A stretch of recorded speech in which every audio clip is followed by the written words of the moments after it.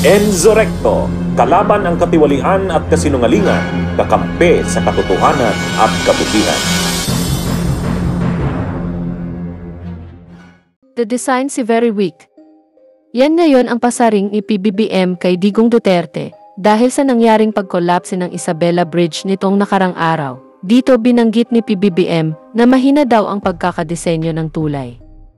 At nagkaroon din daw ng korupsyon sa paggawa nito dahil po mga kabunyog kung matatandaan po natin, tinayo itong tulay na ito sa panahon pa ni Digong Duterte sa kanyang programang Build, Build, Build.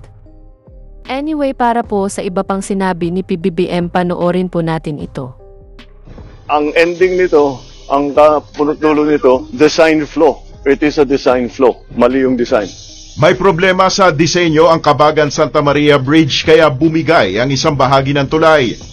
Ito ang isa sa nakitang problema ni Pangulong Ferdinand Marcos Jr. kaya bumagsak ang tulay noong February 27. Sa ambush interview sa Pangulo matapos ang kanyang inspeksyon kanina, sinabi nito na binawasan ang halaga ng proyekto mula sa original na budget na 1.8 billion pesos. Ang project cost nito is 1.8 billion. So binawasan to under 1 billion para makamura. Ayan, inayos ngayon, ginawa ngayon yung detailed design. Design is really weak. Dahil kung tutusin ninyo, this is supposed to be a suspension bridge. Nakasabit. Ganyan yung arko na ganyan, tapos yung bridge suportado ng kable. Ito lang ang suspension bridge na nakita ko sa buong mundo na hindi kable. At yan na mismo ang bumigay. Ayan, diyan bumigay yung bakal. Ayon sa Pangulo, sinunod naman ng kontraktor ang plano, ngunit may malian niya sa specifications ng Isabela Bridge. Nais ni PBBM na agad na maisaayos ang tulay upang mapakinabangan. So, we have no choice. We have to go back. So, yung nagtitipid natin sa 1.8 million, useless. Ngayon, babalik na naman tayo, gagastos na naman tayo ng malaki. Papalitan natin yung mga support, parang nagtayo na naman tayo ng bagong tulay. Tinukoy naman ni Pangulong Marcos Jr. ang posibleng may responsibilidad sa pagguhon ng bahagi ng Cabagan-Santa Maria Bridge sa Isabela. Who is responsible is basically who made the design, because their design is poor. Look what happened. And then also, those trucks should never have been on the bridge.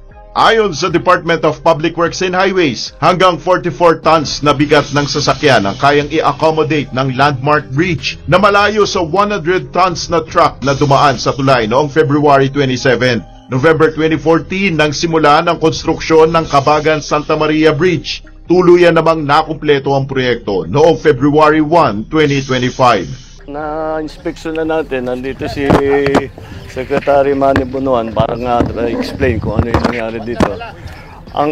Ang ending nito, ang punot-dulo nito, design flaw. It is a design flaw. Mali yung design.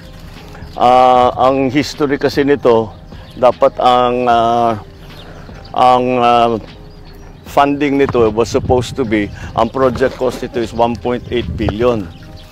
So binawasan to under 1 billion para makamura. Ayan, inayos ngayon, ginawa ngayon yung detailed design. Design is really weak. Dahil kung tutusin ninyo, this is supposed to be a suspension bridge. Nakasabit. Ganyan yung arko na ganyan, tapos yung bridge suportado ng kable. Ito lang ang suspension bridge na nakita ko sa buong mundo na hindi kable. At yan na mismo ang bumigay. Ayan, diyan bumigay yung bakal. Kung kable yan, hindi dapat bumigay yan. Tapos yung pag-anchor nung support, tignan niyo, doon lang sa baba. Dapat sa taas yan hanggang sa taas para hanggang sa taas para yung buong arc. Ito ang nagsusupport sa kanya. Yan yung bakal na nakikita niyo at saka yung semento. Yan lang ang nagsusupport doon sa buong tulay.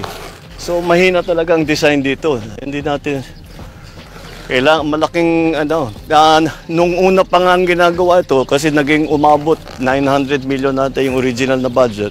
Umabot ng 1.2 dahil nag-refit. Bakit nag-refit?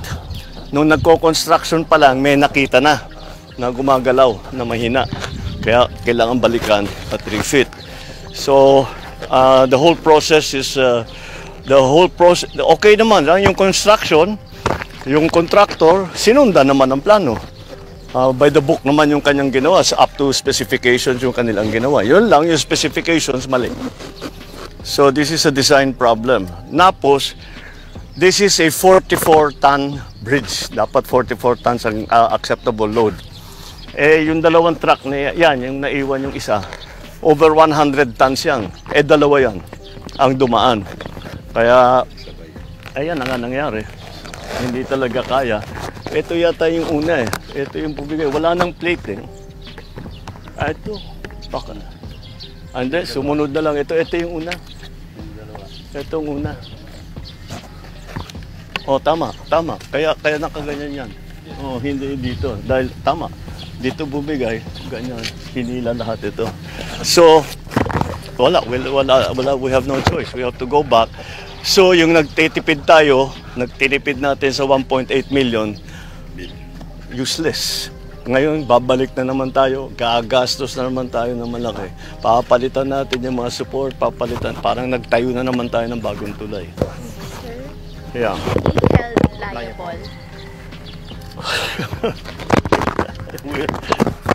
be held liable. I always have a saying, fix the problem, not the blame.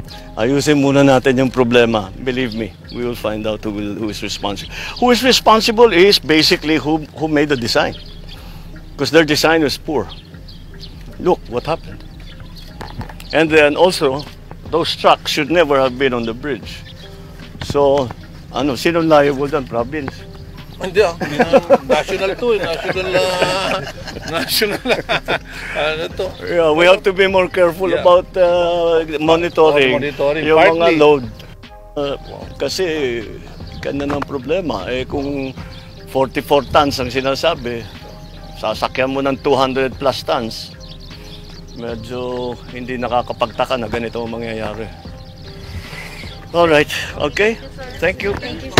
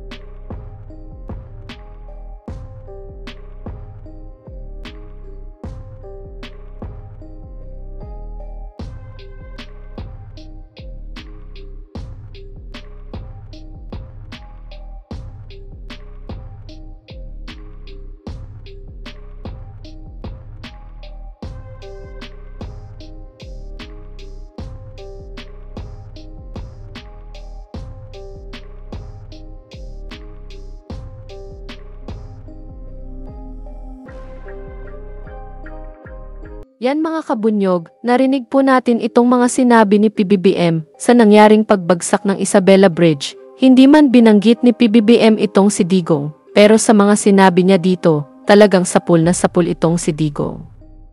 Dahil po malinaw naman sa panahon pa ni Digong Duterte ito ginawa, at hindi naman ito aprobahan ni Digong kung may problema ang pagkakagawa. Talagang pumalpak dito itong si Duterte sa nasabing tulay. Anyway, nauna na rin pong nagkaroon ng pahayag itong PCO Undersecretary na si Attorney Claire Castro ang nasabing pagbagsak ng tulay, at dito mismong binanggit ni Attorney Claire ang pangalan ni Digong Duterte. At alam naman natin na itong si Digong ang pasimuno ng pagtayo nitong tulay. Anyway, panoorin po natin itong sinabi niya. Regarding yung sa pag-collapse ng bridge sa Isabela, is the President asking for or directing an investigation on this, especially to find out whether corruption was involved? Yes po. Nung nagkaroon po kami ng pakikipag-usap kay Secretary Bonoan, nagkaroon na po talaga ng investigation, but it's initial investigation. Ang nakikita po, sabi nga po natin, ito ay nag-start noong 2014 at lumalabas po na 90% ay naisagawa ito sa panahon po ni dating Pangulong Duterte. Ang sabi po ay nagkaroon po ito dahil sa mga earthquakes, sa kung ano sa tagal ng panahon, hindi na siya naging matibay at kailangang i-retrofit sa panahon po ngayon. Ang nakikita po so far ay nagkaroon ng under-design. Lumalabas din po sa investigasyon na ito po talaga ay para sa mga light vehicles. Ayon do sa disenyo. So, lumalabas din po na yung dumaan na truck, 3 po daw yung dumaan na dump truck, puro boulders ang laman, ang karga, nagkaroon po talaga ng hindi tama na nung dumaan. Hindi naging maayos dahil may dumaan na ganito ka mga heavy vehicles na hindi po naaayon doon sa kakayanan ng tulay.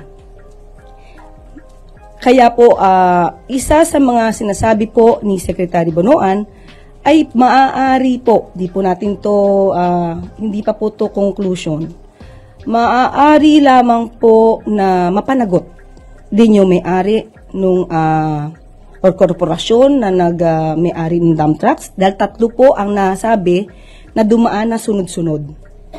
So, yun pa lang po ang initial investigation but ang sabi nga po hindi lamang po ang nakaraang administrasyon ang pwedeng panagutin dito. Lahat po, hanggang sa ngayon, kung sino po ang maaaring naging may liability dito. Kung meron man, lahat po yan ay dapat managot.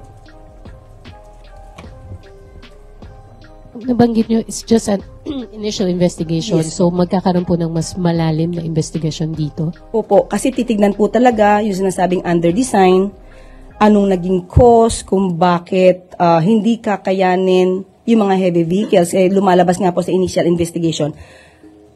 Ayon sa design, pang light vehicles lang siya. Ayon po sa initial investigation. Also, ma'am, on another topic, hingi lang po kami ng reaction dun sa statement ni Supreme Court Associate Justice Antonio Co.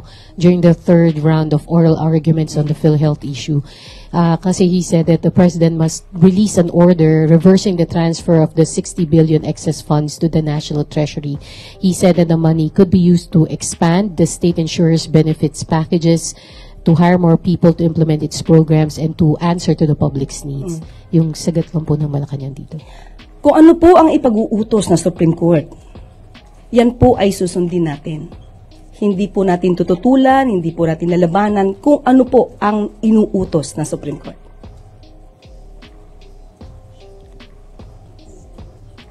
Maricel Halili, TV5. On other issue, may we know the reason why is there a change in leadership of the Presidential Security Command? Bakit po na-terminate si Commander Morales? Na-terminate po yung kanyang command dahil po ililipat po siya ng ibang duty. Yun lamang po ang maaari nating sabihin patungkol po dyan sa PSC.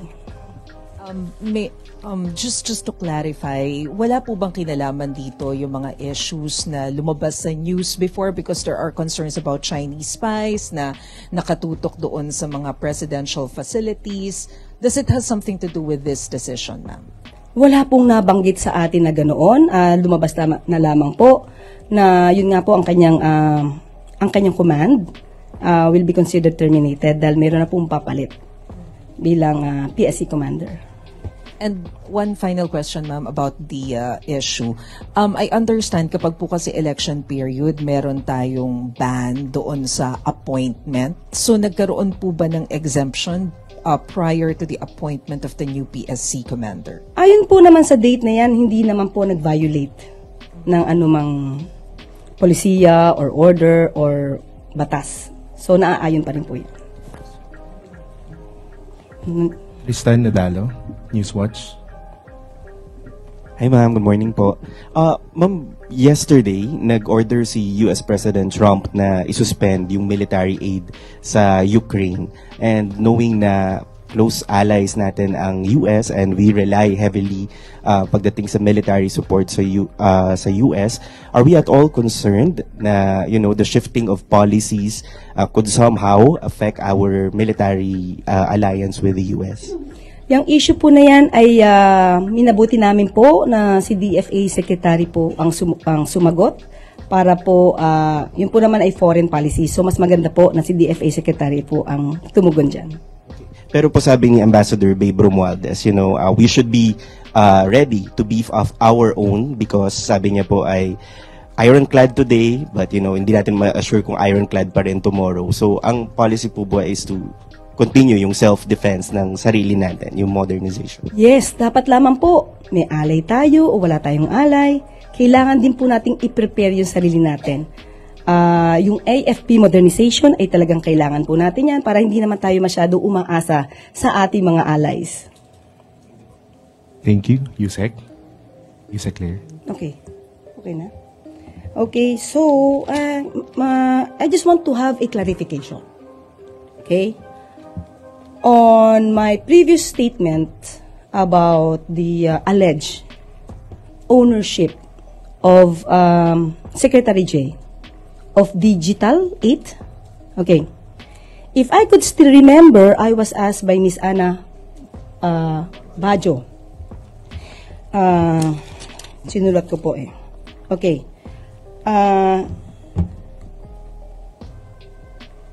She had this statement. Ma'am, mayroon pong report na ang media company kung saan co-founder si Secretary J. Ruiz ang nakakuha ng 206 million na halaga ng kontrata sa PCSO. Ilang buwan bago po siya maging PCO Secretary. Di pa po ba, okay, period, okay? Bago po siya naging PCO Secretary, period. Di pa po ba nag-divest si Sec J? Yun lang yung question. Ayoko kasi na twist ng ibang mga vloggers. So I really want to clarify this. My answer was, it's very general. Ang batas naman po natin ay allowed po na mag-divest ng shares, interest sa anumang kumpanya na pag-aari niya. Bago siya nag-assume ng posisyon. So, alam naman po niya ang batas. Lahat ng gagawin natin dito ay dapat na naaayon sa batas. So, I neither confirmed nor denied if there is any ownership or shares or interest, Secretary J, over this DG8. I never mentioned the word DG8 as a matter of fact. It's very general. Kung anumang kumpanya, mayroon siya, nirecord ko to. Okay, ulitin natin. Allowed po na mag-divest ng shares, interest sa anumang kumpanya. Na mayroon siyang shares. So, within 60 days from the time na siya ay nag-assume ng position. So, there are some vloggers, I don't know other media, there is this, I will not consider that as misquoted because there might be a misunderstanding. But if you will just read the lines or you listen to the words I said, it's very clear. Lahat po ay dapat lang pong mag-divest within 60 days sa anumang kumpanya na mayroon siyang shares. So with Digital 8, I do not have any, I did not say anything about the DG8. So I just want to have it cleared because nagagamit ito as if we have conflicting statements on the alleged DG8. Yun lang po. Yan mga kabunyog, narinig po natin itong mga sinabi nila hinggil dito sa tulay na nagiba. Grabe pala mga kabunyog, Yan ang patunay ng naganap na korupsyon noong panahon ni Digong, yung build na pinagmamalaki ni Digong. Ngayon ito ang naging resulta, mahinang klaseng pagkakagawa, nakakahiya ito sa ligasya ni Digong. Anyway, dito na lang po ang aking topic. Mabuhay po tayo mga kabunyog. Bunyog, bunyog, halikan na kasama ka. Bunyog, kapag buklod ay may pag-asa. Luzon, Visayas, Mindanao, isa ang pananaw. Sa bagong Pilipinas ang bunyog isisigaw. Bunyog.